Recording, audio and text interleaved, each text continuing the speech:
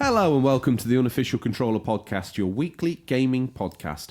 Episode 10, The History of Online Gaming, the Past, the Present and the Future. With me, George, and as always joined by Tom, Snipe Master Pro 420, to my Noob Job 69. Tom, how's it going? I'm alright, how are you? I'm very well, thank you. Now the question, which is the key, which goes in the silvery lock, which unlocks the rest of the show, what you've been playing?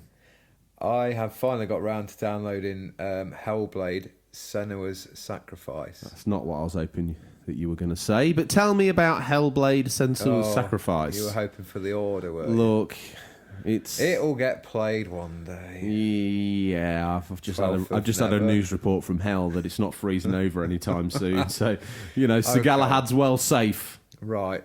I downloaded it on the PlayStation Store because it was on sale from $24.99 to $12.99, which was a good bargain. It's still on there if any listeners fancy picking that up. Yeah. Pretty impressive so far. Okay. Just like the perspective is third person, similar sort of view to God of War, and it's got a similar setting, Nordic setting with the Norse mythology. The combat's really good, as you'd expect from Ninja Theory. They've nailed it.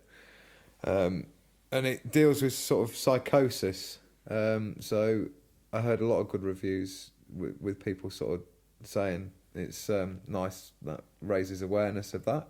That's very cool. And it works really well. So at the start of the game, you get a warning saying the game is best experienced with earphones, like headset. So I plugged mine in and away I went. A question for you there, then. Yeah. This is you playing this on Switch or PlayStation? This is on PlayStation. Okay. It is also available on Switch. Yes, it is. So you're playing this on PlayStation. I've never done this, but you can just plug any 3.5 jack headphones to the bottom of your controller. Will it work like that? Is that how it works? Yes, you can. But mine plugs into a USB port through a phone jack adapter. Is this a legit one? Is this like a Cousin Ian Stingray affair, or is this like a real thing? No, it's legit. It's a legitimate headset.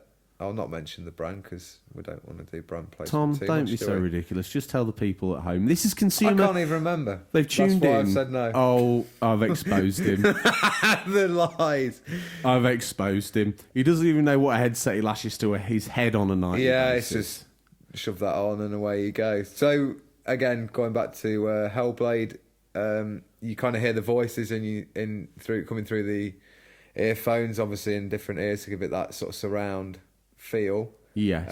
And they're kind of like, some are pointing out things you need to do in the game because there's no tutorial. It kind of throws you in at the deep end. Doesn't really. You can press pause and bring up the buttons like the controls, but there's not really a traditional tutorial. So having those voices giving little hints is pretty useful and quite an interesting feature of the game. So yeah, pretty impressed so far. So as far as, I don't know how far into the show we are right now, but as far as consumer advice goes, your headphones are pretty good. No idea what make they are, but they work quite well with Senua's Blade Sacrifice. And that you can give a reasonably decent recommend. So far, yeah. I'm only probably a couple of hours into it, but recommend it so far. Can you see yourself finishing it, or is it just definitely. No, I think it's one I'll finish because I'm not playing much else at the minute. Finished Days Gone. Not allowed to talk about Overwatch. No, and just for 1 week, although you've already fluffed it because you've said it. Said the name. So that's another week's ban. Anyway, what have you been playing? What have I been playing, Tom? Well, we talk about not knowing what headset you're strapping on your head. I know what headset I strapped on my head this week, and it was the PSVR headset. Oh, wow. And I played Blood and Truth. And what can I say? I shouldn't have snuck up, but I did. Obviously, I should be in medbay, consigned to my bedridden state that I am. But in PSVR, I was Super Soldier Ryan Marks. I could move, I could jump, I could run, I could do all these things I've not been able to do. It was like a new lease of life. It was like a new lease of life. Exactly. I could touch, I could feel, I could taste. I was free. And the game is an absolute joy. If you've got a headset or you're running an R in, check them out secondhand now. I'm sure they're about £120. Does that mechanical boot you've got lying on the floor, is that an add-on for the VR headset? That's my biomorphic leg. That's what I need to put on to move around. It's You found that deep down the darkest parts of the bunker, didn't you? When you're living in a Cold War bunker, Tom, they've got all sorts of cutting edge tech down here that's been forgotten about. All these different technological dead ends that they went down. Anyway, tell me more about Blood and Truth. The people are listening at home and they want to know more about Blood and Truth than they're doing about our bizarre lives. And Tom, Blood and Truth is a rip-roaring success from start to finish. There is some clumsy implementation. It could have been that I didn't have the lighting quite right in the room. On PSVR, I had a candle on. Don't know what I was thinking. Trying to set the scene. Although in the headset you can see nothing. And ambience. Sometimes... I often say this, I don't want to beat down on the game. Sometimes the body tracking was just a little bit off. Yeah. It was like where you put your gun and you reload by taking a mag off your chest strap. Did you do the thing that we heard about where you can chuck the magazine and then catch it with a gun or something? To be honest, Tom... Did you go all John Woo? At the minute, I'm more clumsily fumbling around, dropping mags on the floor than throwing them in the air and catching them in my gun. I am being very clumsy on it at the moment. So it's sort of Frank Spencer Simulator when you're playing? Yeah, like I'll get given something, I'll look at it, and then I'll like just flick off the Z trigger at the back and it'll drop it. But you can't reach down to pick it up, so you're just like awkwardly looking around while all the other NPCs are sort of talking to you, and you get a vape in the game. There's no surprise. I'm sure other outlets have talked about it. Yeah, and you can in the London Heist demo. Yeah, you could smoke the cigar. Yeah. Exactly the same technology. Yeah. The mic's on. There's a whistle as well in this rave nightclub that you go into, and it's just great fun. There's times where it's very tongue in cheek. I think you know that you're playing Super Army Soldier, not whoever real Andy McNabb. It's not an Andy McNabb simulator, that's for sure. And you're like Ryan Marks, this Super Army Soldier, as we call him, and you get a phone call while you're on a mission in some desert-based world. You know the kind of scenario. And you get a phone call saying that your father's passed away. So you get picked up by your brother in what looks to be like a Bentley Continental, the roof's down. Yeah. He's giving it all the big licks, talking about gangsters. Oh yeah, brav, and all that sort of stuff. And then it just evolves from there, where you get revenge on some other gangsters. But there's some great moments. I jumped across a street in the game and clung onto a drain pipe, and then climbed up into some bent trunking. Yeah. And that transition feels great. Climbing ladders in it feels great. Yeah. Again, unless you've pulled a headset on and had a go, it just sounds like I'm waffling, as we call it, hyperbole, Tom. So, have you finished it, or is it a short game? No, I pulled the headset. I downloaded it. Yeah. Put the headset on. A download. Yeah, I know. For you. I probably will buy it as well eventually. I think because for the collection. It's pretty cool.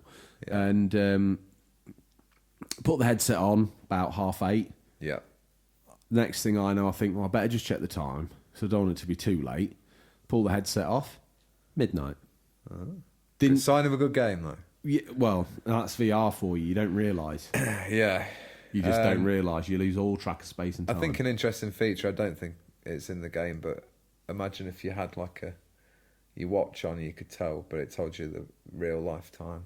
That's a very clever... Any VR developers out there want to just give us gamers who are in the VR worlds that link back into the real world. Tom, we're not millionaires.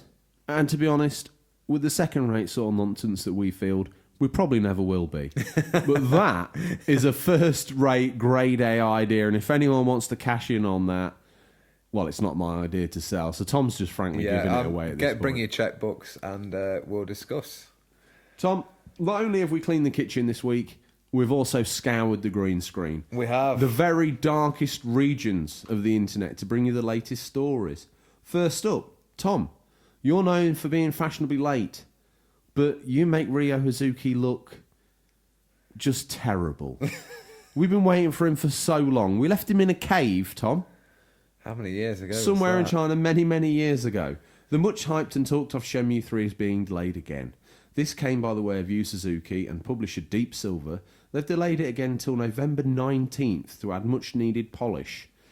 One way of looking at that, Tom, is it gives us longer to finish the Shenmue remaster on Xbox One or PS4. What do you feel about that game? Are we ever going to get it? I like with it being a short. Well, it's still a delay, but it's a shorter delay. Usually, when it's like that, they do get released. I just thought of a really horrible troll that Yu Suzuki might do. Maybe he'll delay it for another sort of 5 years, just keeps delaying it. And then when the game comes out, it's actually, you know where the disc are? It's going to be the Phoenix Mirror. Yeah. And then you turn it over and it's just a blank CD and it just says, fooled you. It's like, finally you get your hands on the Phoenix Mirror. Yeah. We're never going to see that game. Oh, we will. I think it's too far along when we saw that last trailer, though, I was a little concerned. When you put it up against some of the other stuff, it does look a bit wonky, doesn't it? It's looking... But it is crowd-funded game. It looks like a great Shenmue game. Yeah.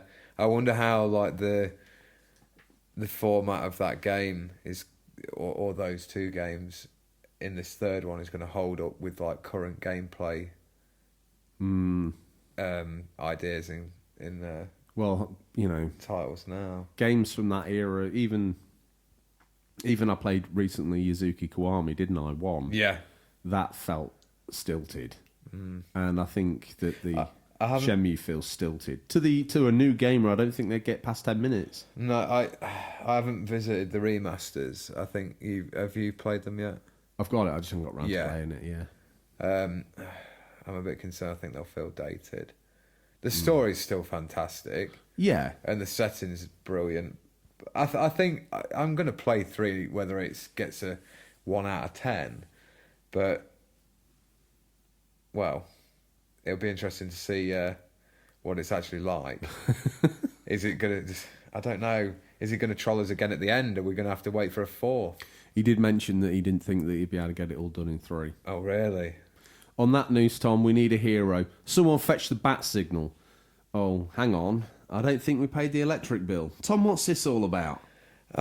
Well, so this means that Rocksteady have yet again announced they're not going to be at E3 this year. Sefton Hill of Rocksteady tweeted, "A number of you asked, so we wanted to let you all know up front that Rocksteady games won't be shown at E3 this year. We'll be watching as fans, but remaining in London. Hard at work on our next project. We hope you enjoy the show." So, Tom, what are they working on? I've never heard a company get given all these different titles that they're working on. Superhero this, Superhero A, Superman game, Flash game, Aquaman game. I think there's a lot of fan theories out there, isn't there? What's going on? Justice League game? You're talking 4 years development for whatever they're working on, roughly. Teenage Mutant Ninja Turtle game? I mean, that's what I'd want. That's what I want. I didn't think you were going to say that. I want that more than Justice League. I think that I'd want TMNT or Flash.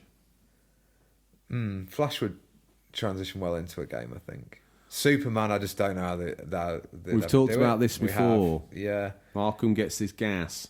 Yeah. I mean, Metropolis gets some gas. Kryptonite gas. It's weak. And I know it's in Superman. And I know it's in Superman 64. But tell me what else you can do with this guy. Yeah. I mean, the other ideas. Actually, I'll tell you what. There is a game called Shadow of Acropolis on PS2, a Superman game, which I, for some reason, found in a stack of games that I've got. I will play that and let you know if it's good or bad. Okay. That's the sort of thing I do.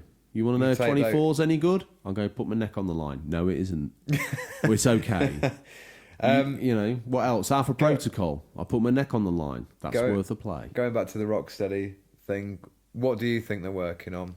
Final thought. Oh, I've talked about it. I mean, I don't know what they're working on. My dream is that it's TMNT. Okay, that's it. Yeah. I think we're both of the opinion.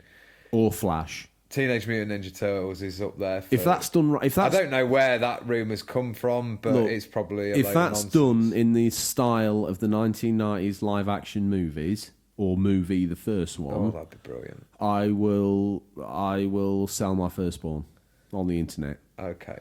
Twice. So, moving on. Well, Tom, you're in your Batman onesie this week, but like a good superhero, you can slip straight out of that. And thank goodness, listeners, he's wearing a Super Mario onesie underneath. Oh no, my mistake. It's Pikachu. Got to catch 'em all. Electrify me with this next bit of news, Tom. Sword and Shield evolves to its final form on the 15th of November 2019. Ooh. So we got a release date from the small Pokemon Nintendo Direct, and it's featured some new gameplay footage and hit us with the release date again of 15th of November 2019. As we build towards the release of that. Yeah. Quarters 3 and 4, Tom, post E3, I think, are going to be looking like a very busy place to inhabit. Yeah, it's slowly building up as usual, isn't it? They've all saved all the games for the end of the year. Question, Tom. Moving on. Yes. Last night, I got wet in my sleep. Now, I thought it was your tears, another whooping on a variety of wrestling games that you choose as your medium of destruction. But no, it was a drop from the ceiling. We've got a leak in the bunker. Good job. Irvin Miller from Amish County Roofing got in touch, Tom. Camp Road, Northwest Beach City, Ohio. Get in touch with Irvin Miller on info@amishcountryroofing.com. They are the proud sponsor of our last news spot, Tom. The Upload VR announcement for E3. So, we've got 30 plus titles of the VR variety, and they're all going to be on the different VR formats, including your favourites, PSVR 5 and Oculus Rift. And all the other players in yeah. the game. ABC headset, that one you can get from the petrol station for The your mobile. cardboard one, Yeah, Labo. possibly. It will be 60 minutes long and airs on June the 10th, 2019, 9 a.m. Pacific Time, 12 p.m. Eastern, and 5 p.m. British Sea Time. That's fantastic. Well, I'm excited for some new announcements in the world of VR. I think Well, it's it's all good gone a little that- bit quiet after State of Play. Yeah, it seems like people are still really invested in the idea. I think Well, it can only get better as well. I plumped down money on a title this week, and I'm thrilled with it. A friend of mine was showing me VR racing game. I can't remember what it's called, but he was sort of showing me on his phone. I briefly glimpsed over, and I was like, "Are you watching like the Le Mans or like F1 or something?" Yeah. Like the view and out of the cockpit and the reflection from the visor, and yeah, they're looking pretty like ultra realistic now. Yeah, well, as we transition to the next generation of consoles, I think they'll get even better. Yeah, and especially with the racing games, it can give you that sense of actually being in the car or the vehicle. When it's done right, a la Dirt Rally, it's incredible. When it's done wrong, a la Drive Club VR, it's Tom, not great. it's a terrible experience. I think we talk about trapping people in a room and torturing through the medium of a game. I think Drive Club VR would kill blooming someone that's unkillable, Tom. Terminator. Terminator. Robocop, is he classed as... He can be killed, can't he? Um, They've all got their weaknesses. They all have. I think that rounds out the news this week, Tom. Don't forget, though, if your roof's leaking or it's in a sorry state, don't forget you can call the Miller team. That's right. A great bunch of lads. A great bunch of lads. Amish Country Roofing. Hit them up, info@amishcountryroofing.com. Tom. Are there any... We're not doing any discounts with that one, are we, this week? Listen. Irvin said, like... Get Irvin on the 100 phone. nails for the price of... Don't promise anything. 50. You can't deliver. Irvin said to me he would do a good job. Well, what more? The word of an Amish man? What more can we possibly ever want, Tom? Yo. So the question is, Tom, did we miss anything? Do the listeners have an opinion or a take on the news that we may have missed? If so, Tom, tell me, has Mumsy helped you with a little rhyme this week? How do the fans get in touch with us? You can reach us at questions@unofficialcontrollerpodcast.com. Yeah. Or direct messages on Instagram or Twitter. That's not quite the rhyme. I'm sure it had such a proud big boy in it, but there you go. If the fans are going to get in touch with us, Tom, we implore them to.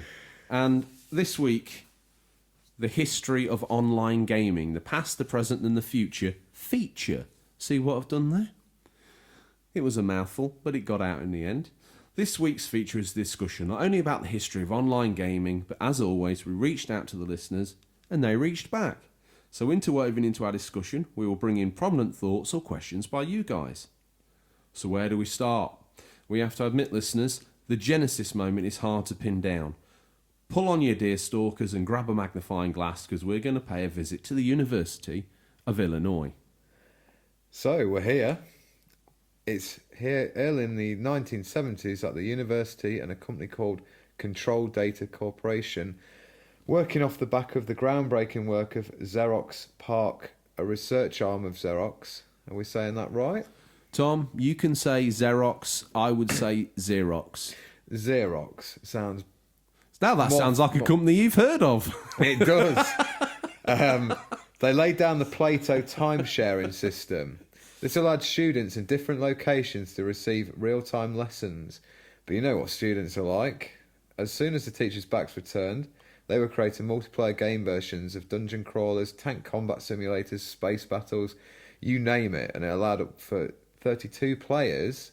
That's right, Tom. Wow. You heard it here first. Battle Royale. This was LAN party before they even knew it was. Yeah, well, the thing about this, and we were digging around, weren't we, on the green screen, and we were trying to unearth information about, as we always try and do, listeners, we try and find We want facts. where's the start fact for this story? So we dug back, and the consensus seems to be, although it wouldn't be classed as online, as in, we're playing with someone in America and we're in Britain and someone's in France and we're in New Zealand or wherever and however it is. This was like the first iterations of a LAN, really, or a web on a small scale. And those little scallywags playing all Star Trek games and Dungeons and Dragons and all the good stuff. Now, they must have felt like cutting-edge beatniks in the 70s, Tom. Can you imagine what other games are out there? Because I went and looked at some of these games. I'll have to admit, although some of them are wireframe a bit wonky looking, for early 1970s, 1972 as an example, those games look like they're coming out on Xbox Scarlet, for God's sake. Yeah. But this cutting-edge stuff didn't really take off. As the light begins to fade, the world really needed a proper way to connect everybody. And that sounds like a great idea. Tom, bam, the World Wide Web. But let's put the brakes on there for a minute. Because I grew up in a time, and you grew up in a time, where this thing that we all take for granted now, this instant knowledge bank, this go and have a look at that on YouTube, it didn't even exist. The concept wasn't one that we had access to. Yeah. And how our lives have changed. Now you wouldn't think about getting a game unless it had, you could get a game, it's wonky, it's broken, you can get a patch. Oh, I know. You're lonely, Madness. You haven't got any friends, you can go online and all of a sudden you've got 4 million people to play with. Yeah. Imagine explaining to someone that's not even an idea. Like, you'd have to go get your favourite games magazines, read the review or read the news. Great example. Not really any ideas of when that game's out as well. And now it's just... I'd argue maybe we have too much information now and it takes away a bit of the mystique. The 24-hour news society that we live in. Yeah, but exactly. The thing is, though, when you get bored for 5 seconds, what do? You pull your phone out of your pocket, don't you? Yeah. What's the next thing you do? You go and look at something about gaming. Yeah. Or listen to this great podcast. As I say, Tom, you're part of the problem. So anyway, Tom, pulling you back on topic, pulling those reins in. As always, you are part of the problem. You never fully commit, Mr. Lettuce, Mr. 70%, hang on, I mean 85. Mr. I think Sony might be maybe possibly at E3. We get distracted. Bam. What we needed was a way to play together. And out of this miraculous pile, the World Wide Web. Let's leave behind Illinois and travel forward slightly to 1995, and the internet has been completely commercialised. What started as an American military experiment, goodness knows they'd shudder if they knew it would be a home to a million cat videos, and that's keeping it PG podcast, because there's all sorts of other things out there that even the green screen tends to turn its eyes up at and turn the other way. Still, we aren't here to talk about the rights and wrongs of the internet. We're here to talk about games. So in those early days, it was all dial-up internet, getting disconnected. If you got a call, or if Mumsy's in need of speaking to Aunt Gladys, your latest online campaign will be reduced to dust. Yeah, scary times they were. Oh, Tom, and you know that whole thing of being on your hands and knees and in a cupboard that's built for probably someone a lot smaller than us. You've actually managed to cram yourself, Mumsy, a dial-up modem, and an Ethernet cable hanging out the back of whatever gaming machine you've got at the time. She's scratching her head. You both trying to pin foil to somewhere to make the signal get better. You jam the Ethernet lead in the wrong wire. You've stuck it up the yin-yang. But eventually, you, Mumsy, or whatever family relative you had at the time to navigate you through the early days of connecting to the internet, you ended up being successful. It was a little bit like one of those little kiddie games, you know, put the square block in the square hole. After you've stopped trying to get the square in the circle, things start to flow a little bit better. And you got online. Now, these early days are dominated by PC gaming, with Doom and Quake leading the charge for the SPF titles. But in these early days as well, Tom, those flight simulators proved and continue to be so very popular, with virtual skies full of aviators, dogfighting, or just hauling a 737 from London to Bangkok. Yeah, going back to Doom and Quake and games such as that, I do remember like a cousin having a LAN party and all these cables and different monitors everywhere. I was just amazed. Was this the cousin I think it is? Possibly. Yeah. Possibly. And there was just cables just everywhere. And what game was said cousin playing? It would have probably been Doom or Command and Conquer or something like that. A LAN party for that? Yeah. That's cutting edge. I was just amazed how they could all play against each other. Yet they had their sort of own screen compared to like us playing Streets of Rage. This is what I'm trying to explain to hopefully some of our listeners will know exactly what we're talking about. Absolutely. For an example though, let's take Devinzilla. Mm-hmm. He doesn't know about the world pre-internet. And we're trying to clue him in. Devinzilla doesn't know about no Google. That's weird, isn't it? You know, Daddy Zilla's trying to help him out here, but you know, he can't even comprehend what you're trying to tell him. No internet. Like what? What are you saying? I hear he's been attending the Taekwondo lessons down at the village hall, Tom, which you've been attending as well. So I have. Maybe he might slap you in a Red Dragon hold or something like that. Or a Red Dragon punch. Well, we'll find out, won't we? We will. So we've talked about... Tom, did you ever get any access to some early online flying games, or is it just me solo flying in the dogfights above the virtual land? I didn't get into online gaming for a while, so which we'll get to further on in this show. But I'm eager and excited to find out more. Well, with that put to bed, Tom, we won't labour on it too much. What about the consoles? Well, as always, out there on the very bright burning edge of what's acceptable, there's Sega. Yeah. And goodness only knows they had a Sega channel, Tom. They're experimenting in the days of the Sega Mega Drive with offering downloadable games. I never knew that. Can you believe that? I cannot. Some of their biggest hits are some games specifically designed for the Sega channel. There's some, if you want to have a look at some of the video games that are available through the Sega channel, there's plenty of videos available on YouTube. And if you want to pick out a particularly good one, there's a YouTuber called Kim Justice. Interesting chap. Followed him for a long time. He did a couple of Sega channel videos, some of the games. I remember it being quite quirky and interesting to look at. So if you want to go learn more about the Sega channel, have a little look at that. Check out Kim Justice. So they moved on. Obviously we had the Saturn, but then came the Sega Dreamcast. 2 attempts, but then third time lucky, Tom. Well, no one's going to be using that as a way of describing the Dreamcast. Yeah, so the Sega Dreamcast we have discussed before in a sort of retrospective review in an of the episode machine. Totally dedicated to the Dreamcast. Which, Tom, hang on a minute. Let's take a moment, because we can, take a wander down Internet Street. Now, you just talked about going and checking out the last episode, they can do that through the podcast, but they can also do it through YouTube, Tom. Yeah. What we So like to see we are is now on the YouTube. Dave channel of the podcast. Yeah.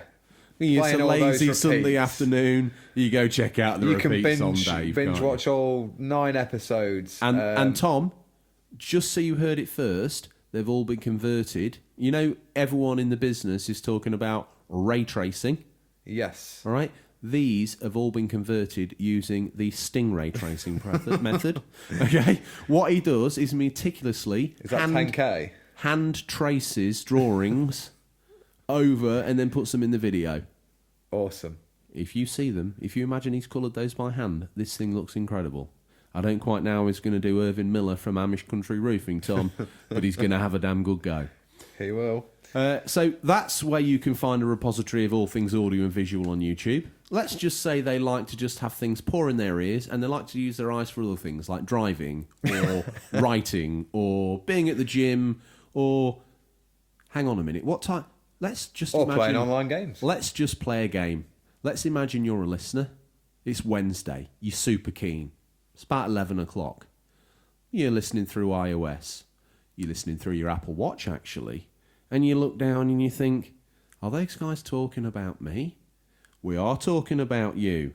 Subscribe, listen, tell a friend, join the conversation. Yeah, like please leave us some comments on the YouTube videos as well. Any feedback you've got is really appreciated. We want to know. And Tom, we're a little ashamed to say, all right, in YouTube, it's kind of like you got to show what you've got.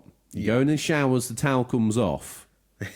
Yeah, everyone knows what subscribers you got on there. We should maybe push this harder because, Tom, they're rookie numbers. We've got to get those numbers up. You got to get those numbers up. Yes, in the words of Matthew McConaughey, we definitely have to get those numbers up. So we really want to hear back from you, what you like about the show. We've reached episode 10, so we really want to know what you enjoy and what you don't. Be as brutal as you like. It's going to make us hopefully make a better show in the future. Yeah, please just, as George says, subscribe, view, and we've comment. just passed the turning on the motorway called self-indulgence, so we're going to indicate off and get back on with the feature. Tom, get back to it. That Dreamcast came in a box. What was plugged on the side of that? It came bundled out of the box with modern things. A modem. These things were plug and play from the get-go. That's mad, isn't it? Well, we say they were, but we've already talked about the quest with Mumsy under the cupboard with the wire and no idea which way to go. At the time, there wasn't anything else doing that. So there was nothing else doing that. Cutting edge. And I tell you what, when I got my Dreamcast at launch, the magazine talked about this modem thing, and I kind of looked at it as it was like like I'll ever use that. You know, at the time, a lot of consoles had the flaps underneath and ports on the side, and like you like always opening it up and reading the warning labels. And the Dreamcast had this modem on the side, and I just viewed it as one of those redundant flaps. Right. Okay. That was until straight out the bag, Tom. We're talking about great online games. NFL 2K1 for our American cousins. Yep. Choo Choo Rocket. Quake, and how can we forget the immortal Phantasy Star Online? Also, online features for a host of other games, including Shenmue, Metropolis Street Racer, Sonic, and many more. And at this moment, I feel it's probably the right time to say Vix Retro Games, and that's a new name to the show. So, hello, Vix Retro Games. Hey. Thanks for getting in contact. Thank you for listening. And please continue to do so. We're not begging you, but we're asking very nicely, please stay. Yes. Play with all of us here at the Unofficial Controller podcast. He says he was late to the party, very much like yourself, Tom, but the first game he ever played online was Phantasy Star Online. And wow, it blew my mind. Also being able to download DLC stuff was awesome, like all the Sonic Adventure Holiday stuff. So there was DLC on the Dreamcast? Tom, there was DLC on the Dreamcast. Free? Well, it must have been, because I don't think there'd have been a way of... I think it was. Yeah, I do. I don't remember... Again, I was in the ecosystem. I was online. But again, I don't remember really. I used the Shenmue Passport. I used the Sonic Chow. I used obviously Phantasy Star Online. I did a little bit of Quake, I have to admit, online. An online shooter. The main, I had a The keyboard, I had a secrets come keyboard out. and a Dreamcast mouse for that. Unbelievable. Oh, yeah. That's where the Dreamcast Long-time cutting listeners edge. of the show. Cutting edge. You will know he's not a fan of the online shooter, so But this is... At the time, anyway, we get distracted. Phantasy Star Online, as Vic's Retro Games say, it blew my mind as much as it did his, and I spent many hours. Again, in the Dreamcast feature, we dive deep, but I had a little friend on there, Uta Revson, Nosferatu backwards, we've talked about that, and me and him spent hours and hours with our little Dreamcast keyboards, chatting and going on raids, and oh, what a great game. I mean, I don't know if it's how it will have aged retrospectively. I think I don't actually want to brush it off. I popped it in the Dreamcast not that long ago, to be honest, and had a single-player run-through, and it was dull as dishwater. But sadly, as Sega's forward momentum slowed, the console was discontinued. Once again, just a little bit too late for Sega, but we love you for it. And we miss you. God loves a Sega. trier. I mean, what this industry could do with right now is a little bit of Sega. It could. It could do, couldn't it? So that was that all buttoned up, Tom. You had a Dreamcast, but you never got it online. no, I think it may have even been... Are they still online now? Yeah. If you have one. I think Again, we did discuss I'm glad that yes. you've listened in, because you damn as hell weren't on it at this rate. The Dreamcast special, where he talked about It's Much More and his attempts to keep people online via a Raspberry Pi modem. I do remember now. You read Mumsy's transcript. She tucked you in bed with the I just transcript. had a light of the reading of the episode. script that week. A light reading of the script. Who read you it? A good friend of mine, Ian McKellen. Ian McKellen, recently did a Blackpool Illuminations switch on for him. For him or with him? Well, he wanted to go, but he was too busy portraying Gandalf in a stage play. Do you know, Tom, I shudder in fear that this video games news show just ends up being some bizarre Waffle. prop-up video for your struggling celebrity status. Yes, Z-lister for the Well, Misters luckily, and Sisters. put the rusks down, put the ambitions aside. Tom, we're entering your era. Here, PS2 and Xbox picked up the mantle, and Microsoft picked it up fastest and ran with it. And we've got a comment here from Radbash Gaming, and he's kind of illuminating I think, what was probably the main point with the PS2's online scenario. He says that he tried to get the PS2 online, and it didn't work very well, but had more luck with the Xbox original, but it froze a lot. Now, that OG Xbox, it was quite bold, wasn't it? Again, like the Dreamcast, I flipped this console around. Oh, hello, here. What's this? This is a modem. You know, head scratch, little bit of this, little bit of that. But it was broadband, straight out of the box, so there was no dial-up. It was none of that pesky internet nonsense. It was straight in and on. Project Gotham utilising it and other things like that, Tom. They were good days, weren't they? Xbox Live, we look back at it now, and it's synonymous with trash-talking kids, long and often vulgar gamer tags, clans, and the games, you know, the names that are synonymous with the console, Halo, Battlefield, and Call of Duty. Yeah. Well, love it or hate it, Call of Duty bridged the gap from then to now, especially for the mainstream. Its online modes and entertaining thousands of fresh combatants and seasoned veterans minute by minute.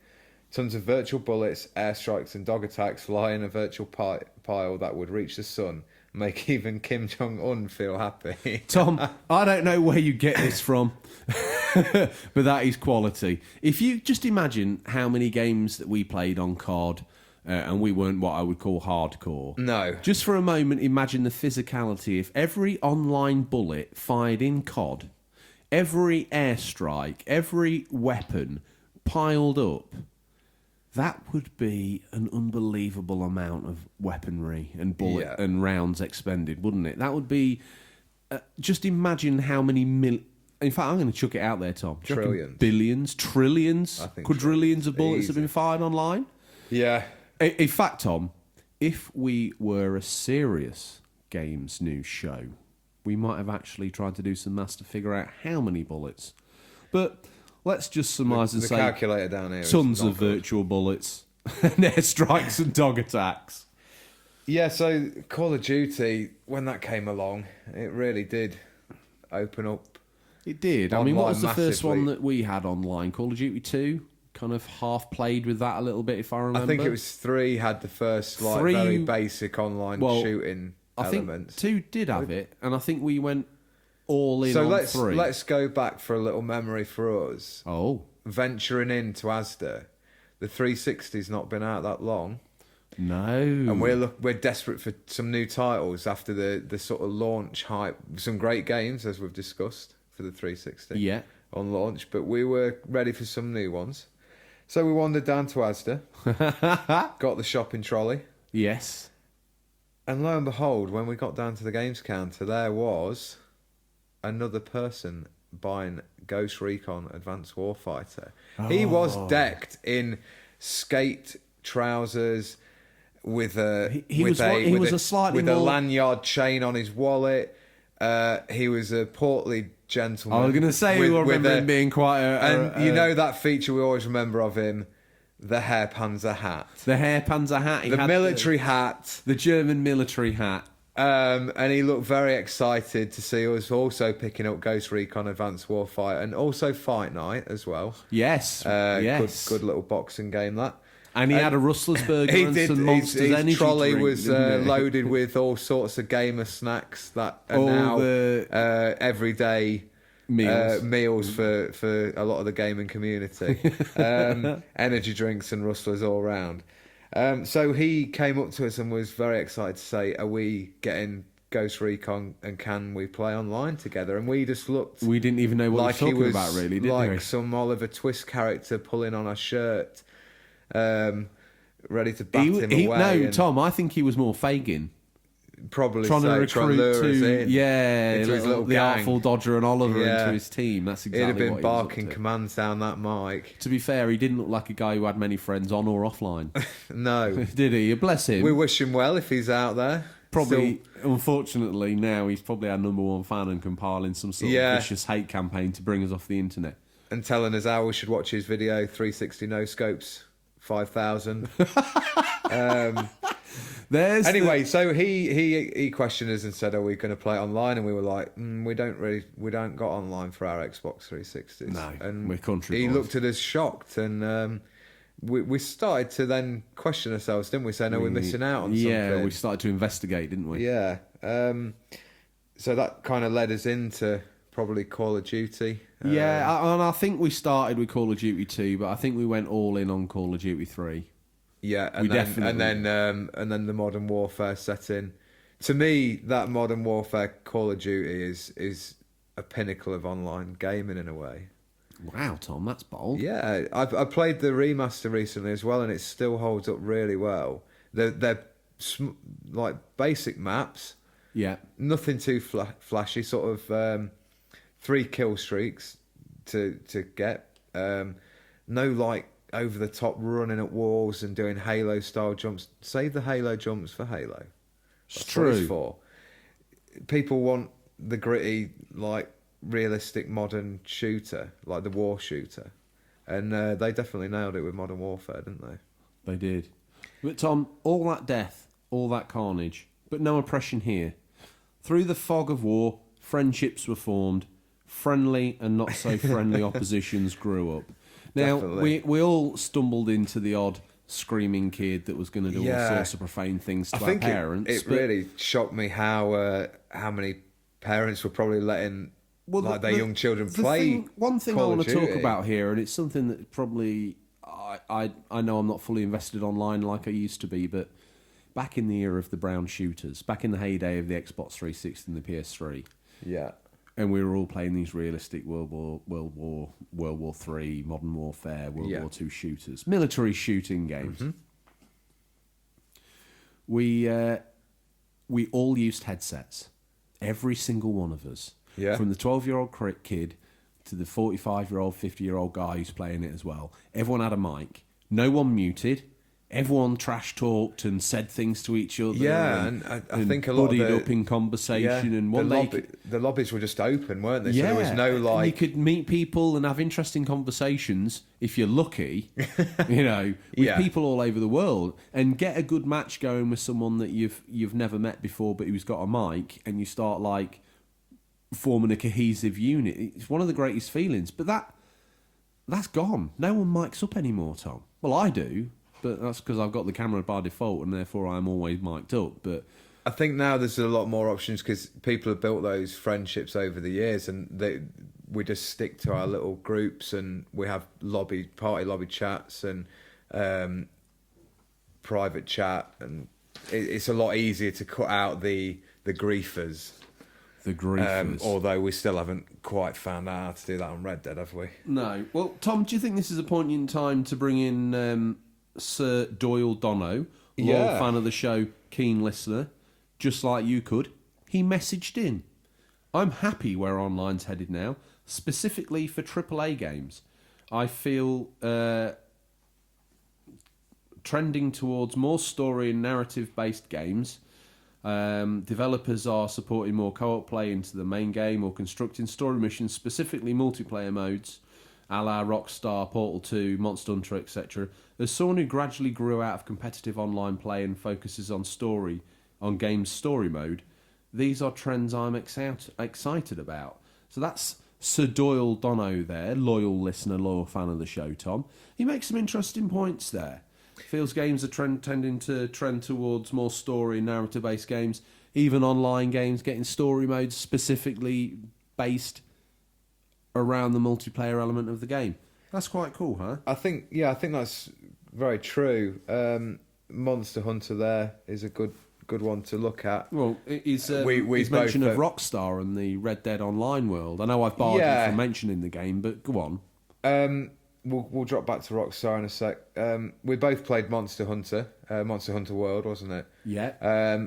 We quite enjoyed that. It felt like you're almost playing couch co-op with a good friend playing through this true, new. Actually, it did this have that new vibe. Like open. Well, it's not fully open world. Well, I'm going to go out there. I think that game. I enjoyed that game. I think I should have put more time into that, especially looking at this new DLC as well. I actually looked like I enjoyed that game. Do you know why? And it's poignant to mention it today, because the vibe I got from it more than any other game was Phantasy Star Online. Yes, I remember you saying that to me when we were playing. You meet up with a couple of people in the lobby area, and then you go through and you chase after. I remember the enemies in Phantasy Star Online being like, I might be wrong, and I'd love our fans to let us know, but I remember one of them being like almost a yellow downed chick. There was some very strange enemies, and then you battled through to a big boss at the end in Phantasy Star. And every time that I played through, with you or others on Monster Hunter World, I just totally got that Phantasy Star vibe. It's a very good game. I think that's why it's reviewed so well. Yeah, I think with Monster Hunter as well, it's the PvP. No, that's player versus player. I think it'd be PvE. Player versus everyone. So, or is that enemy? No, I think it is. PvP is definitely your number one player. Games news show. Number one for consumer advice. Up at the top of the show, Tom. You're advising people, and now we get further into it. Bam, up to the date. We're not that stuff. up to date with online gaming, are we? Sadly, no. We'll put that out there, but we're trying to do our research. This rather weak rope bridge of a feature, bridging between the new releases and the new shows, Tom. It's been a shaky journey, but so far we're still alive, and I've got some booze in the hip flask. Yeah, so switching from that, like going around killing like AI controlled characters with a friend. I think there is a big fan base for that, like ourselves, where we're not going to have those people come in and ruin our game because we're playing it how we want to play it. This brings us back to Rockstar Seamless Red Dead Redemption Online. I was about to congratulate you. Let me just congratulate you there, Tom, because like a grade A AAA celebrity, the kind of that opens... Brought the flaming bus going off the cliff back from the brink. Yes, you're the kind of guy that's probably opening a independent chemists in Margate. Thank you very much. But you mentioned these co-op games where you play through with a buddy. Well, new listener to the show, they've announced themselves. They've crawled out and they've dared to put their hand up and be collected in the masses that is the unofficial controller listener base. Retrux Games. I really hope I pronounced that properly. It's not Retro, is it? Retro. It sounds French, but we're going to like him anyway because we're all inclusive.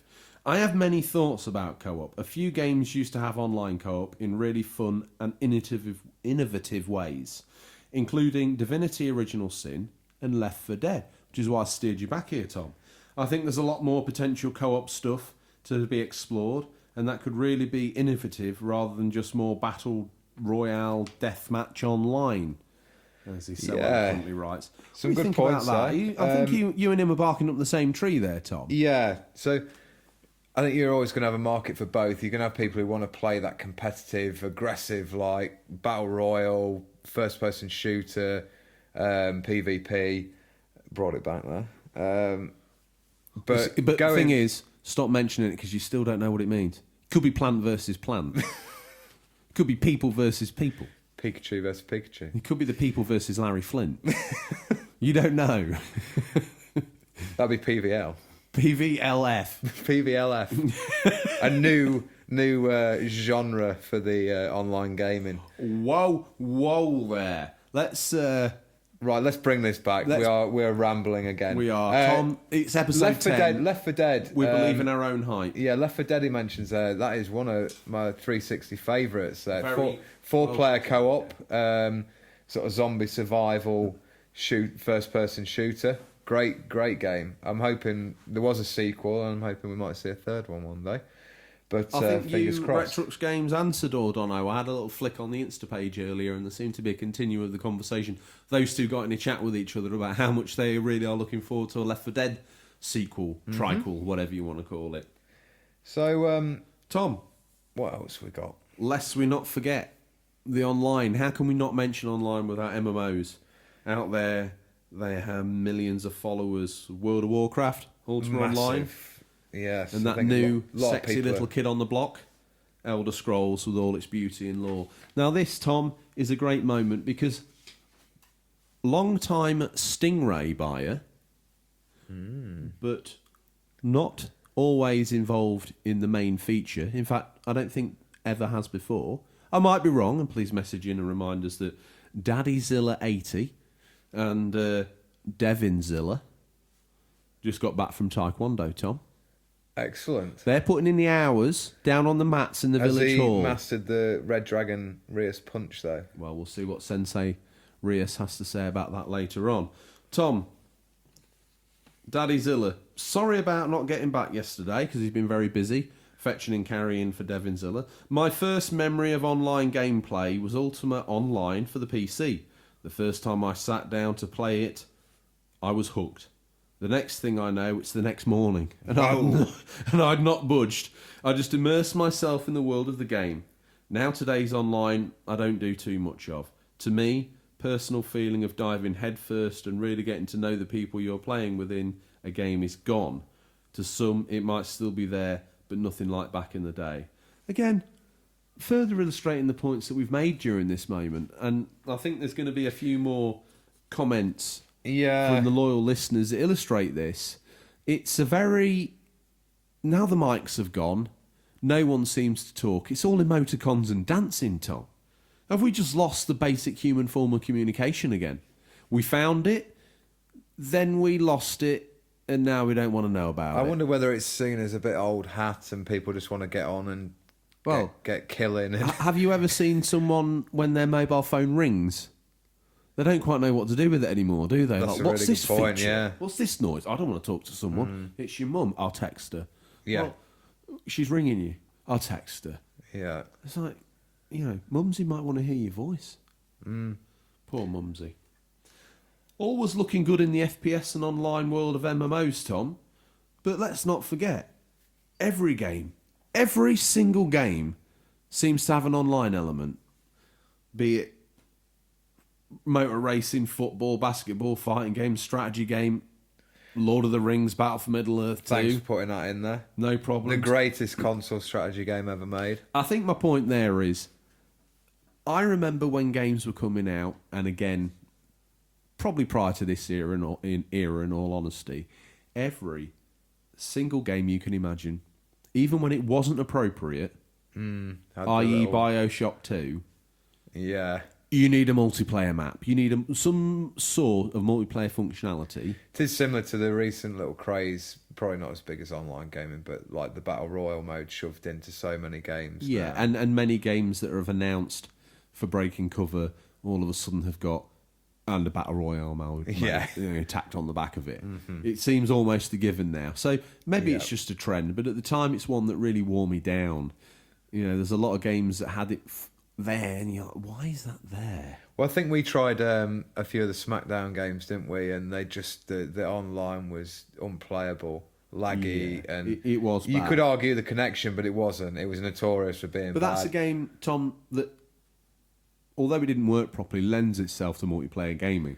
Yeah. I'm talking about the other end of the spectrum. Taking The Last of Us and bolting on a multiplayer option. Yeah. It was a good game with the multiplayer, that one. This was a bad example for me to pick, but a good example But of a I know what you story mean. player game that didn't need multiplayer. Yeah. I mean, it was refreshing to see like God of War with when people said, "Oh, what else is going to be on it?" It's like, no, that's a single player game.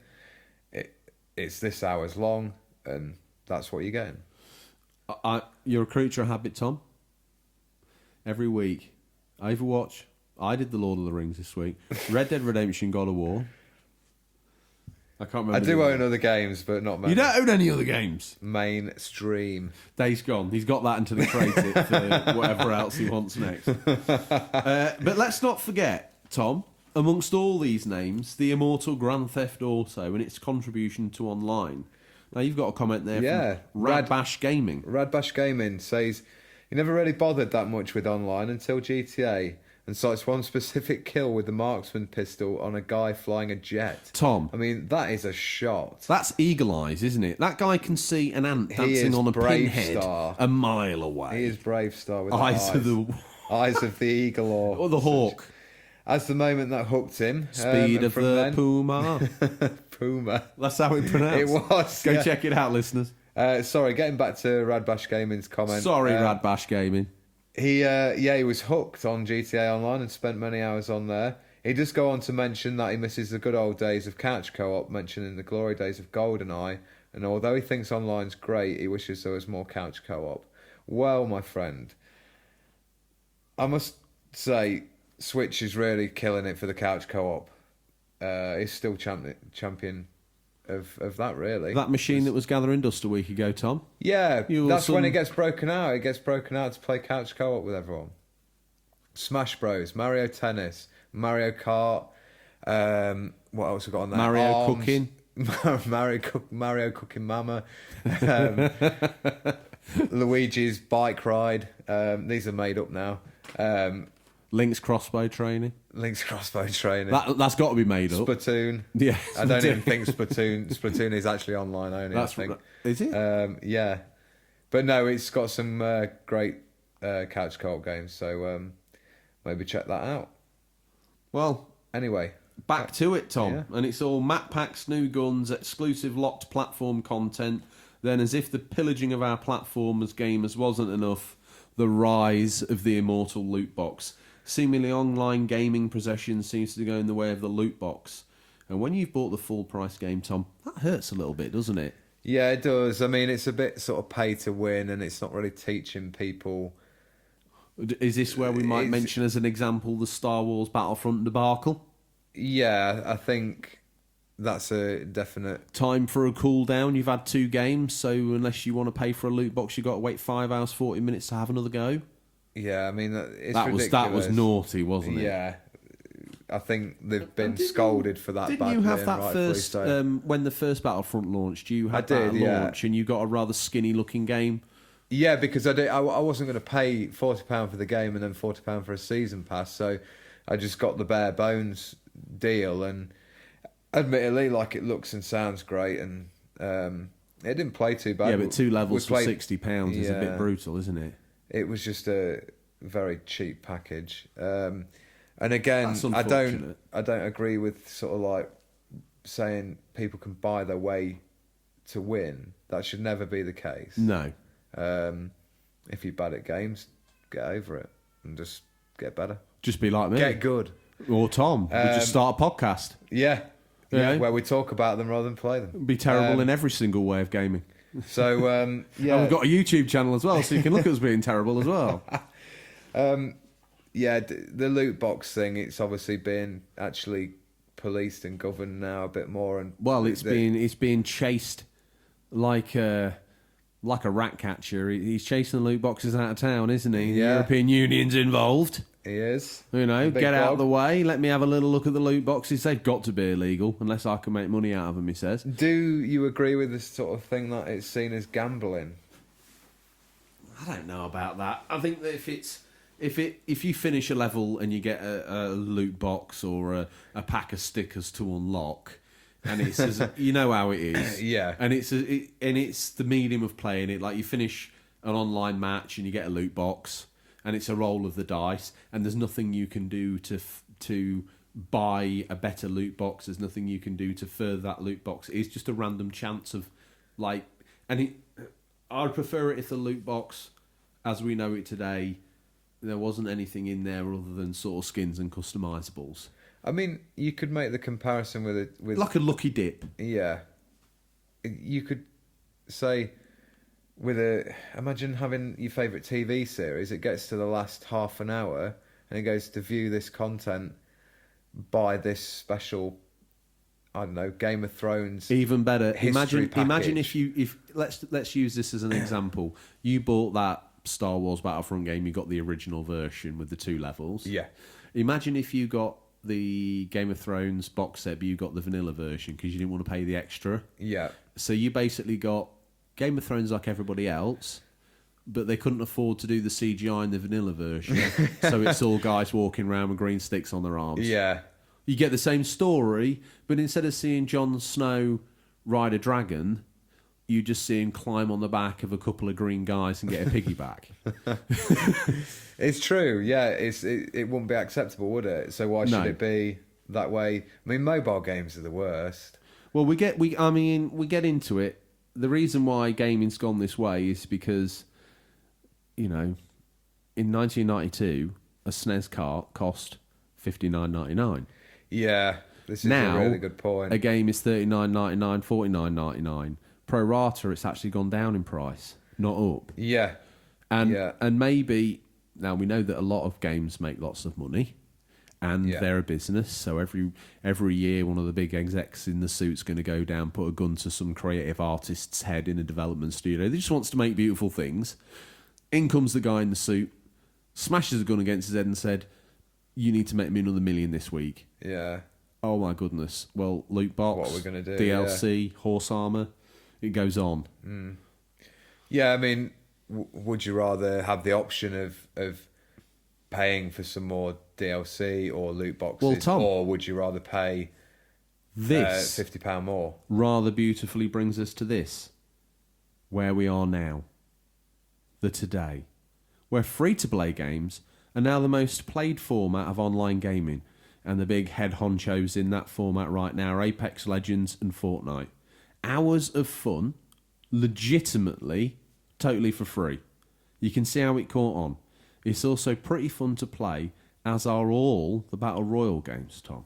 They are fun to play, Yeah, I for mean, the most part, and they're free. we had some fun with Fortnite, didn't we, when We it first did. came out? And we Yeah. never felt inclined to, like, get those passes. Not at all. Although I did enjoy like rattling through it. Mainstream. That's what they call me. This is your Mainstream Mick is your other alias down cutting the wagon edge and horses. Oh, so I'm the PSVR expert, the retro dude, and my new name, Fact checker. fact checker. I think See we should. fact checker. I'm a little bit. I've realised, Tom, we're saying the word fact too much. I think this is why Stingray's been on the low key. He probably That's it. thinks we're talking to the Federation Against Copyright Theft, when in fact we're speaking truthfully, armed with all the details. We're As speaking always. with facts. But we're not speaking with facts. We're speaking with facts. But we're not speaking to facts. You're confusing me now. I just want Stingray to know that we wouldn't do that. We won't do that to him. At least not for the money I was offered. I'd want more. You want more? Yeah. Those pirate coppers in the back of his boot, they're worth more to me than what they offered me. Memories. If they'd thrown in a pot noodle, Bombay Done bad deal. boy, it would have been a done deal. So yeah, those sort of free-to-play online games that are out. Any others out really there? see I them mean, as I've pulled down the Man City and the Man United of the free-to-play online games, but there's like World of Tanks and all those other I think ones, there's quite a isn't few MMOs. Warframe, is that a name? Yeah, that's quite cool actually. I played a couple of games of that on the Switch. Runs quite well on there as well, surprisingly, because it's quite sort of graphically impressive. Yeah. There's quite a lot of MMOs, isn't there? And what's the other one? The name escapes me now. Well, there's those Like Realm Royale. Yeah, there's those Destiny-like ones as well, isn't there? Oh yeah. There's another game we've not mentioned. I mean, that didn't work out so well. It was all the hype, 2014, but where is it now? It's a bit Well, quiet. I've got a lot of friends who still play too. I've just it's got alienated its 50% of the show. Yes. Sorry, loyal listeners. It's all right. I'm sure they're fine. They You speak for them? I do. Yes. Champion. Champion of the Destiny 2 fan club. Not only are you chairman of the Destiny 2 Trust fan me, club, I've done a raid on Destiny 2. you're company secretary of the Star Wars Jar Jar Plush Preservation Society, aren't Yeah, you? any donations welcome for that. Wow. Yeah, I tried a raid on Destiny 2 with some friends, and it was probably the most stressful gaming experience I've ever had. And I've completed Really? some tough games. It was difficult. I finished Sekiro, you know. Just dropping that in there. I'm having somebody. to work together with sort of 6 people, all communicating, and it was really good fun. But I've been intrigued by it. To be honest, I actually. I think you'd like it. I think I've got 1 or 2 for free because it came with. I think it was 2 Yeah, for free. It's part of. Didn't I get it on part of the online PlayStation I think you Online? did. Yes, and you can sort of bomb around on your little sparrow bike thing, and I think that'd be right up your street. Tom, guess who's contacted the show? It's not him again, is it? It's not Chris McClung. Oh, It's Finster Gamer. just as good. Hello, Finster Gamer. Still loving the post. So this week he did, was it Sidekicks in Games? If you haven't checked that out, you must. Finster Cool. Gamer, very well articulate young man, and he certainly puts his thoughts about games very well. And we've had What's the he have luck. to say this week? Well, we've had the luck of having some of his kind words land on our post. As much as I like online gaming, I miss the ability to play with friends, says Finster Gamer, as opposed to random people you've met only once. My favourite memories of online gaming are playing 4-player split-screen Halo with friends against another 4-player team. Tom, that sounds hectic, but very much fun. Yeah. Now, he goes on to say, I feel the rise of Battle Royale games and shared world games like Red Dead and The Division, etc., online's becoming more lonely. Every man for himself environment rather than a team experience. I get that vibe online. That's how I feel when I'm online. I feel I very... think if you've got a core group of friends who you play with, then you're okay. But if you, like, let's say you've got the Division and you go out there and you're like searching for people to join your game, so you can like the Division is a multiplayer. Going back to Division 1 here, not the football league, but the Division 1. The league of podcasts that we operate in. Premiership, baby. Vauxhall Conference. Yeah, so the Division, I spent like playing a lot of that single player and just trying to find people to do the missions with, and it does just feel like, I don't know, it's like playing with an AI character or something. They're just wandering off doing what they want, And especially when they're not there's mic'd no- up, you've got no idea what they're doing. yeah, do you? exactly. You don't like me talking about it, but the same can be said for Overwatch. Oh, God. Give me strength. If you've got a team that can't communicate, Get Mumsy. you Unofficial yeah. Overwatch podcast. it's game over, literally. So yeah, Finster Gamer's making some good points there. That communication and working together of that team experience, it is important. Thing is, though, Tom, we've talked about some big names here, but every now and then a novel game breaks the surface, doesn't it? such as Friday the 13th. Have you played that? No, so I've heard this is like there's a game coming out where you play as the Predator and the other four It's made by people those people. Yes, that's The name what currently drew my escapes me. attention to Friday the 13th. So I'll maybe have a dabble with that before the Predator game. Guess what, Tom? Friday the 13th is an epic survival game based on the hit movie franchise. Red Dragon Punch! Red Dragon Rios got in touch through Tom's karate class down in the village. Sounds like Red Dragon Rios sensei down there has been showing taekwondo moves not only to Tom but Devin Zilla. He does all martial arts. And it's at this point that Tom's sensei, Red Dragon Rios, and I've also learned how to pronounce the name as well. I did his basic skills and acceptance course. How to pronounce his name, basically. I failed it twice, but the third time lucky. I think he felt sorry for me because I called him Red Dragon Rios, but it's Red Dragon Rios. And Tom Sensei says this. There was this epic time where we all had the car parts ready to get away, and this one guy panicked and dropped the battery. We then all died. I've played that game and I can imagine the carnage because it's very janky. It is. It's a very... I'm not surprised they've been given the green light to do the Predator game, but they certainly need some time to redefine. You know, if PlayStation are going to get behind that in a state of play and trump it, you know, to hype it up, they certainly need to put some.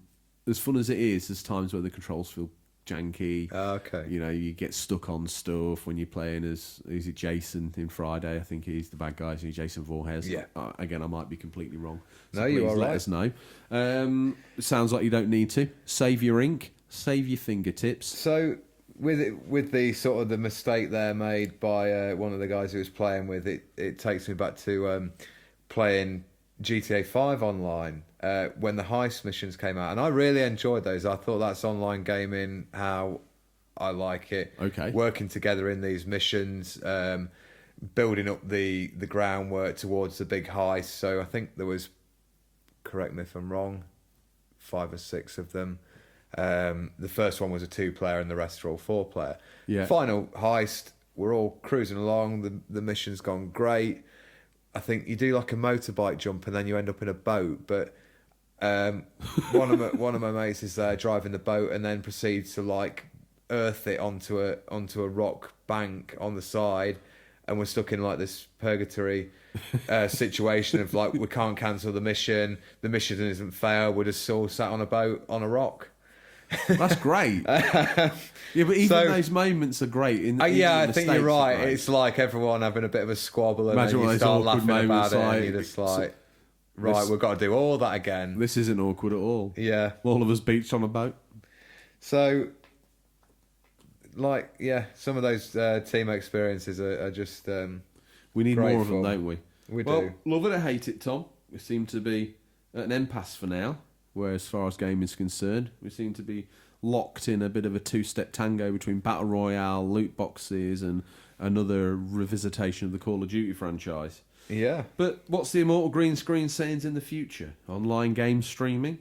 Loot boxes, more of? More free to play? Or just good old experiences? Tom, let's take a minute Only to talk. time will tell, I suppose. Let's take a minute to talk about the future, because we said we would. We would, yeah. Where is... Let's reach out there and grab topic of conversation number 1: streaming consoles. Google got one coming out. That's the future of gaming? ? Is it? I think so. Not for a few years yet. It's not going to be, but it will be. I just don't think physical games and having to either download them. We've got to wait till people have solid internet connections, though, everywhere. We do. For that to and work. I don't think ultimately what they're doing is making the box under your telly cheaper. But I don't really think that's a really good point. It's not making the graphics any better. And again, what if you get the vanilla pack on Stadia, much like you did with your Games of Thrones experience? And, you know, you end up playing Pong when the person who paid that little bit more is playing Virtua Tennis 5000. Yeah. You feel bummed out. Mm-hmm. Google Stadia, I'm not sure. It'd be interesting to see what they show of that at More E3. loot boxes, Tom. Are we seeing the death of those now? They've been legalised or unlegalised or regulated? Are they have they realised that they've been caught out with those? I think they're going to be there for a while. They'll just regulate them more and They're not going to come up with a different name, Toot Box. And, Coming back under everything. another name like Stingray. Yeah, exactly that. Yeah, I think they're going to be around for a bit longer yet. And more free play is probably, certain that is, isn't it? But is it going to carry on being Battle Royale, or how long before we see the next innovation crawl out of the cloud?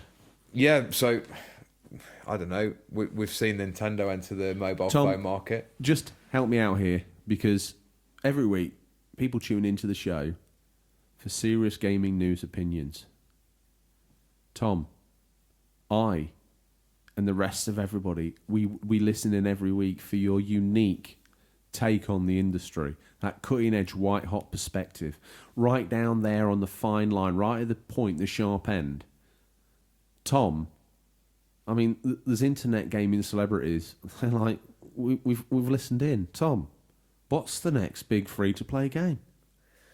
What's going to happen? What's it going to be? An action-adventure game from Square Enix. Listen, guys. Free-to-play. There it is. He speaks with facts. Only time will prove whether he's a visionary or whether he's a jackanori. Tell me a Either story. which way. Tom, we've mentioned fact too many times this week, and Stingray, he's not quite ready to see us. But I tell you what he is ready to do. Through the medium of our fans, we're going to take a look in listeners' Stingray. Now, what I hear you say is listeners' Stingray. Well, over on Instagram or Twitter, they were about as popular over there as in Fatigo. But over on Instagram, we have quite a little conversation going. And all the loyal listeners, when they get a good pickle, they put a hashtag on the end, Stingray's Boot, and we read it out in the section which is called Listener's Stingray. We like to play act, I'm only going to say it this one time, that Stingray actually goes around these people's houses and they buy things out of his boot. That's the idea we want to leave you with. The reality is they've picked these up in thrift shops, car boots, tabletop sales, you name it. Tom, first off, where the big man's been making house calls. He's Tom. made a very recent drop here. 1 hour ago, he dropped off a Piranha Plant model, and that's Bite My Pixel, who's picked up the goods for that. Oh. Retro Gamer Thomas is taking the opportunity to show all their PS4 collection. Bite My Pixel, that's a very cool looking thing, that, isn't it? Yeah, it almost looks like it's made out of clay. Ozcat! I know. I didn't know he was a fan of Monster Jam, but let me tell you, he is. He's only gone and got a signed copy of the PS2 classic Monster Jam from 2009. Well in, Ozcat. Sharaban, once again, showing us his entire Mario collection. Is that the entire collection as well? Oh, Tom. I don't think there's much missing there. Let me go back one. I reckon that might be the complete set. Well, technically, should he not be trying to acquire a copy of Super Mario All-Stars plus Super Mario World, one cart combined? I don't want to get geeky, but he could do with having that in his collection. You are a stickler for the rules. Moving on, Ozcat's got a few more pickups. He's got the orange box, which I always thought was a pretty good deal. He's gone and got himself a box copy of Fortnite, sneaky little dog. Oh, really? I didn't even know that was a thing. Well, if it's the real one, then it was going for quite a lot of money. Or has it been photocopied by the local library, do you think? I don't know. I mean, are you saying that the local library are doing all Stingray's cover Tracy work? does down at our local one. She does most of Stingray's covers. Oh, we best not mention that too much, though. But one of those moments when facts are listening in, you've not only implicated the Sting, you've implicated the... I mean, that's his wife, technically, Trace Ray. Trace Ray.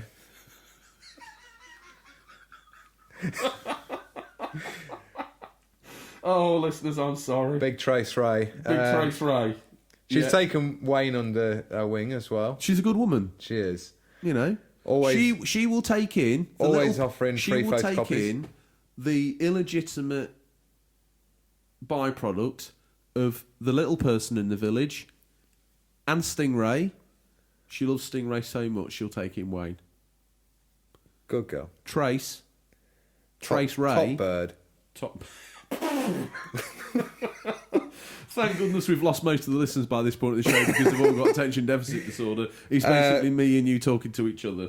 Sharaban chucking in the Wolfenstein collection there on PS4. Drag yourself down to Bite My Pixel. He's got a copy of Turok, Seek and Destroy, Watch Dogs, Juice 2, Flashpoint, Dead Island Skate. Quite a lot of stuff there. Oh, he's also been down the boot sales. He's picked himself up a Famiclone, which is a clone of a Famicom. Tom's favourite Cooking Mama 3. Maths Training, and that's a fact, by the way. You can take that to the bank, listeners. Zookeeper, Dinner Dash, and some PSP titles. The rather terrible Gangs of London, which is a terrible copy of The Getaway. If you're a fan, please give me some idea of what fun I can find within that, because I've tried and failed. SSX and MTX. Sharaban, he's piped up with his Rogue Leader trilogy. Great games. Retro Visions. I'm so happy he's done this. He's posted up a copy of an old CRT Texas Instrument monitor. Nothing makes me happier than seeing these eclectic things. I've seen one of them down the bottom of the basement. On the lowest floor. Do you reckon it's... Tom, you talk outside of your face. You've never been to the lowest floor. No one has. Well, you told me a story once you did and then got a bit scared. Well, I don't want to talk about it. It gives me PTSD. Right, listen. This is one of the most amazing situations ever to happen. Stuck in the past lane. New follower of the show. He's only gone and got himself an unofficial official controller. Now that is... A excellent. Dreamcast Mad Catz Crystal Red controller. We worship at the Temple of Mad Cats here at Unofficial Control. Well, in that reason, then we we pray to the altar that is stuck in the past lane over on Instagram. Retro Gamer Thomas, he's gone and got himself a couple of UMD movies. Now, you're talking to a man that loves a UMD movie. And a couple of PS Vita titles, Virtua Tennis and Football Manager. Nice. Retro Gamer Dad has been lucky enough to pick up Mario Kart on the Wii, Resident Evil 4 on the Wii. In fact, let's save our breath. These are all Wii titles. Pikmin, Mario Brothers Wii, and Harvest Moon. Some very good pickups. We've got the Barbahoo games. Ooh. He's got a selection of different titles here. PS3 Driver, PS2 Driver Parallel Lines, Silent Hill 2. Let me tell you one thing. The Barbahoo games might cut hair, but where his collection's concerned, he doesn't cut corners. Classy. Like a Lionel Richie smooth operator. Very much so is that Barbahoo games. Generation Collector, or Generation _ Collector. He's got himself a white PS4 controller. Other colours are available. Mm-hmm. He's got Jedi Knight 2 on the GameCube, which I really forgot about that. I never had in my collection, but always wanted. Sonic 1 and 2 on the Mega Drive. Shovel Knight physical copy on the PS4. Nice. And GoldenEye Rogue Agent. Some good pickups there. Well, I think maybe one last one here for Daddy Zilla. Copy of Scooby-Doo. He says that him and his wife... Now, this makes sense now. You know, we know about Daddy Zilla. Mm-hmm. Daddy Zilla 80 on Instagram. We know about Devin Zilla, his child. Yep. Guess what his wife's called? Mommy Zilla. Deborah Zilla? No, not Deborah. No, she owns a kebab shop down the bottom end of the village. Oh, yes. The dodgy one that we shouldn't go to, but we do, and then we spend the whole next day being rather poorly. No. Daddy Zilla's wife isn't Deborah Zilla, although if your name is Deborah, I apologise. Her online tag is MommyZilla83. I mean, eventually we'll check her page out, but it's nice. We've got the whole... Zilla crew. We've got the whole Zilla family. This is a big first for the Unofficial Controller podcast. Every single member of the Zilla family is listening. Because we're PG, they can all listen. Guys, if you're listening and you think, oh my goodness, yes, my kids would love this. They love inane nonsense. They seem to spend all their day on YouTube watching clips of people be ridiculous. Give them an hour and something of it. You know? Give them that premium AAA material. So, copy of Scooby-Doo, Rock Band, Tetris Worlds for the PC, but that box looks awesome. And then if you scroll down a little bit further, He's got what looks like a NES cart cleaner, or a NES cleaner, a copy of Flying Dragon, The Secret Scroll. That's guaranteed to be probably a really terrible NES game.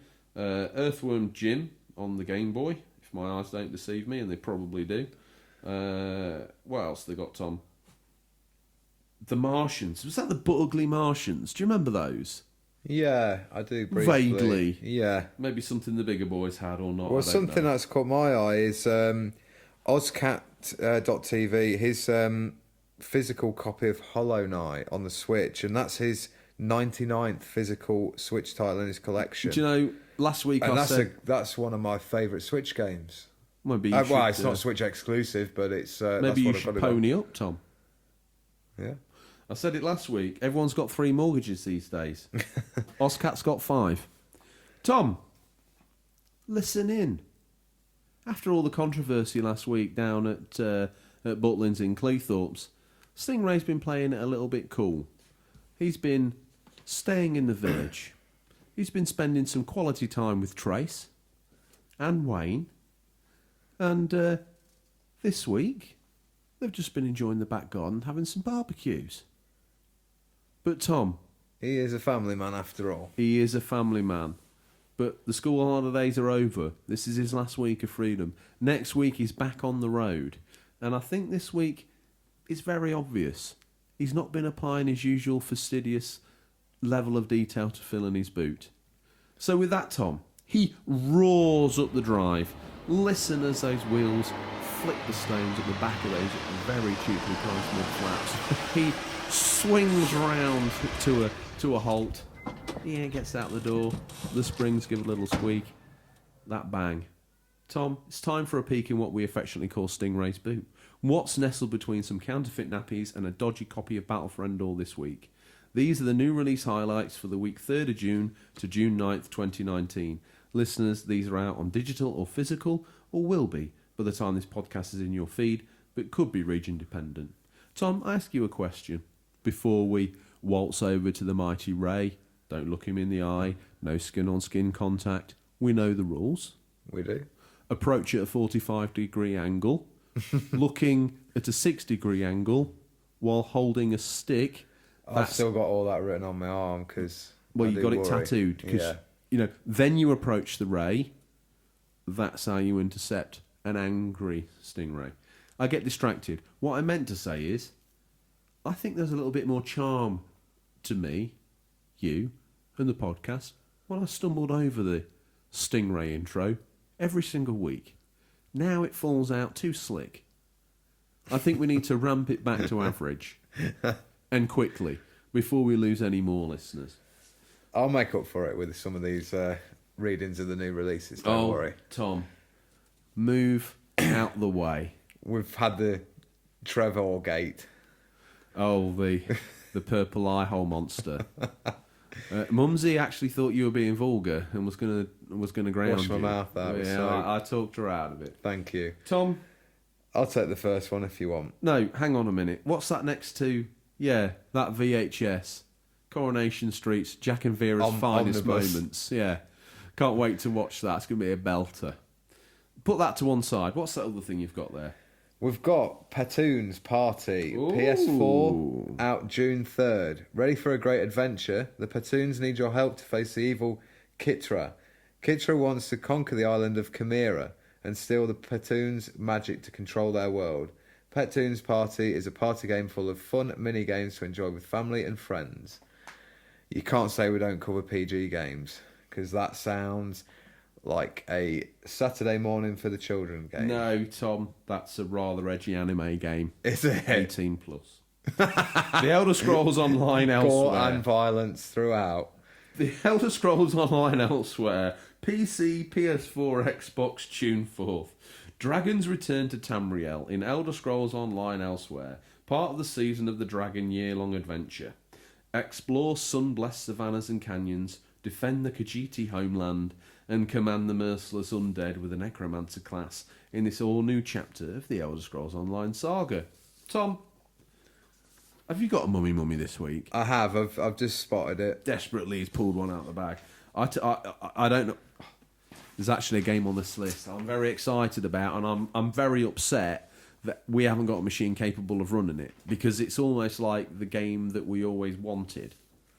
Can you take the next one, please? Because I will be doing my Kotodama, The Seven Mysteries of the Fujisawa. I can understand why you were scared, but my fluent Japanese just rode me through like a dinghy on the toughest waves.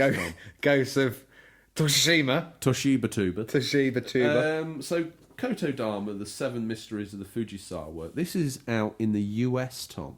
Okay. And now this is an edgy anime game based in a school. It's out on PC, PS4 and Switch June 4th. Welcome to the Fujisawa Academy, an educational institution where nothing is as it seems and every pupil hides a dark secret. Having made a pact with a demon fox and bestowing you with the power to see the truth behind the lies, you must uncover the sinister truths behind the seemingly normal facade. Tom, making a pact with a demon fox is what we do on a weekly basis when we dip into Stingray's boot. I had to look into that Kotodama earlier. It's one of those very strange sort of text screen adventures that's got a puzzle game tacked on the side of it, based in a Japanese school, and said students are in varying states of undress. You already know what kind of game it is. If you're in America and you're into that, you can download it. It's not my cup of tea. No, nor for me. But moving on, this is my mummy. Please, may I have this? I knew you'd pick this. After sort of a weekend of playing miniatures with Wayne. Wayne Ray does Wayne miniature Ray. gaming, battle tabletop gaming. He does, yeah. And I can't believe Sting lets him get away with that. Yeah, he actually had a copy of this early because obviously Ray's got it for him. Warhammer Chaos Bane, PC, PS4 and Xbox, and it's out on June 4th. But if you know the right guy, you can get it a bit before. In a world ravaged by war and dominated by magic, you must rise up to face the Chaos Hordes, playing solo or with up to 4 players in local or online co-op. Choose a hero from 4 character classes and prepare for epic battles, wielding some of the most powerful artifacts of the old world. Tom, this is my mummy. I've done the research, okay? I've not just gone through and picked a title that sounds cool. This is Hell Let Loose on the PC, June 6th. Hell Let Loose is a realistic World War II first-person shooter with open battles of 100 players, with infantry, tanks, artillery, and a dynamically shifting front line. A unique, resource-based, strategic metagame. This is World War II at a scale you've never played before. Now, I look at you... That reads like... And you're biting your finger. You're almost looking at me in a seductive, provocative way. Tom, that's my mummy.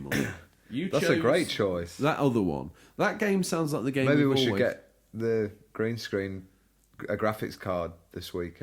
Well, maybe if we weren't rendering all the YouTube videos up for the channel, it might be able to run Hell Let Loose. Unfortunately, though, for the listeners, we're rendering YouTube. Tom, what are you picking out next? We've got... Put that down. Pick out something else. It's Hugh on the Switch. God damn it. Out June 6th. You were meant to pull out an averagely known film or TV series. Well, I'll do that. I will do that. Okay. Next one. Promise? Promise. Have we got the money for it though? We can't have a film and a game each. Mum says. Right, tell you, let's make a compromise then. Why don't we get Birds of a Feather, starring Linda Robson and Pauline Quirk? She'll like that, won't she? The complete series. Whoa. Combining BBC and the ITV. The full... That is a time sink. Birds of a Feather. You're right, it is. Hugh on the Switch, June 6th. Of course, because we're a gaming news show, Tom. Tell me about Hugh. Hugh is a vibrant, award-winning puzzle adventure where you alter the world by changing its background colour. It includes full colourblind support. That's cool. Is that just where everything's grey and you just can't not win? Yeah, maybe so. Using symbols as a colour... No offence to our colourblind listeners. There are a few. And the developers of Hugh. Yeah. I'm sorry. Good. And Tom, I'm sorry to you as well. They're not going to sponsor us next week, are they, if we carry on like this? Amish are very forgivable people, mate. They're going to, you know, if we asked Irvin again, when he's fixing the hole on the roof, he might chuck us another sponsorship deal. Yeah. These guys who make Hugh, no cigar. You would have to do some full kind of Japanese samurai on the knees, begging. Have I just woken up? What, like, where am I? You just let me carry on. Don't worry Okay. about it. In Hue, you explore a dangerous grey land, unearthing colour fragments on a journey to find your missing mother. As obstacles match the background, they disappear, creating new and exciting puzzles, full of peril, mystery, and colours unseen. That sounds Very strange. very grey, doesn't it? Another puzzle game for the Switch. What we got next? What's left? Well, there's only a couple of things kicking around the bottom of the boot. Next to the wet wipes, Tom. Legend of Heroes Trails of Cold Stale 2. Stale? Steel 2. There it was. On the pit, there it was. You've redeemed yourself. I've done it. Mediocrity achieved. June 7th. Civil war has broken out across Erebonia. After this narrow escape from Trista, Reen will take up his sword again on a journey with his divine knight, Valimar, in search of his friends from Class 7, away to the end of the conflict before its price becomes far too dear. Tom, take us to the bridge with a final pick from Stingray's boot. But before you do, you need to pick a random film. I can see a very bad artwork box copy. It's been photocopied by Tracy again. But what is it? It is Flight of the Navigator. That's an absolute belter. Shall we have that? No. Because you know what? What if we got Birds of Feather and Flight of the Navigator? Yeah, I know. We're getting Birds of Feathers are given because Mumsy wants it. Look under Flight of the Navigator, Tom. Inner Space. Inner Space. Might be a bit of a bigger boy film. Flight of the Navigator's not aged that well. Is it not? Dennis Quaid and Meg Ryan, I think. Quite an exciting film. Can we have that? Okay, we'll get that. Yes. Yes. But before we take that, Yes. we've got one last new release, Octopath Traveler on the PC, June 7th. 8 travellers, 8 adventures, 8 roles to play. Embark on an epic journey across the vast and wondrous world of Ostera and discover the captivating stories of each of the 8 travellers. They're very disappointed with Stingray's boot this week. Not great.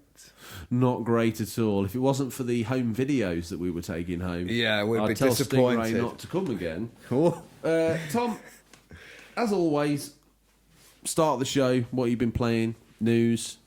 Swiftly moving into the feature, forgettable as it is every week. And then we arrive at the new releases, aka Stingray's boot.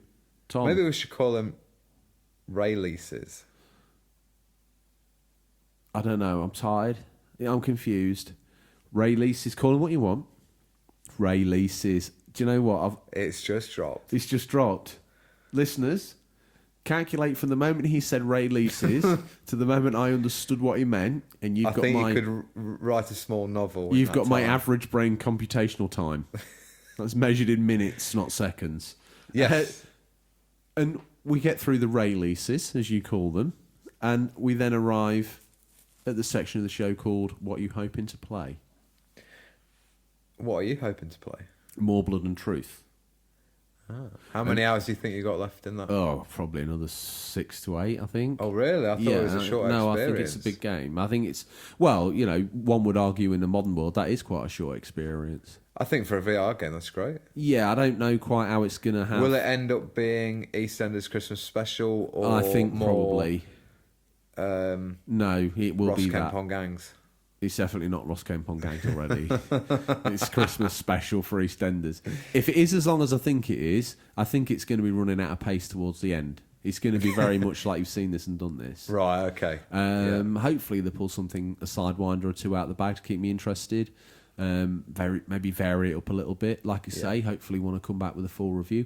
Want to try and do a little bit more Days Gone. I think finishing it's beyond me in the time that I've got this you weekend. You need to finish that. All right, Chief. You'll get there. Yeah, all right. Where are you at on that, by the way? Oh, where I told you I was last time. Oh, with Iron Mike. Yeah, I think I've done a bit more face. I think I've done a bit more tidying up since. Yeah. You know, loose ends, missions and stuff, but nothing too serious. What about your good self? I'm going to be keeping an eye to see, speaking of Days Gone, I think there's some DLC coming for that. Yes, I was excited to see We've that. not really had any official Survivor news of what it mode is. as well, where I think you can only get hit one time. Oh, that would be cool. Very cool, and it can be Especially against the hordes. Yeah, and I do believe it can be played in a new plus mode. Exactly. Yeah, and I think that materials are harder to come by, and all the other stuff. I think I'm wondering whether they mean like literally one tap from a zombie. I think you got your life bar. Right, okay. But often in that game, I was in like when you life bar's fully gone, you're gone. When the screen goes black and it does like The Last of Us, all like sort of Scrabble and kill him. Yeah, I do. I think those modes are quite cool. Obviously, in a new game plus mode, I don't want to kind of play it from the start every time I die, because it might be a real story-driven game and you're really getting into it, and then you're back to the start again. You've got to know that you're in your A game when you want to do that sort of game. But that links me quite well into Hellblade, which I'll hopefully be playing more of. But I believe that is permadeath as well. Oh, from the get-go. Oh, it just said at the start when the darkness consumes you fully and you die, it's back to the start. That's what I believe from the like the little blurb of writing that popped up. Well, Tom, I might be wrong. Much like the darkness fully consumes Hellblade's sensuous sacrifice, the darkness fully consumes the Unofficial Controller podcast. That's all we've got time for this week, listeners. As always, thank you for your time, and we'll look forward to the pleasure of speaking to you again next week. Until then, happy gaming, and remember there's nothing wrong with being given the Unofficial Controller. It's what you do with it that counts. See you, Tom. See you, man.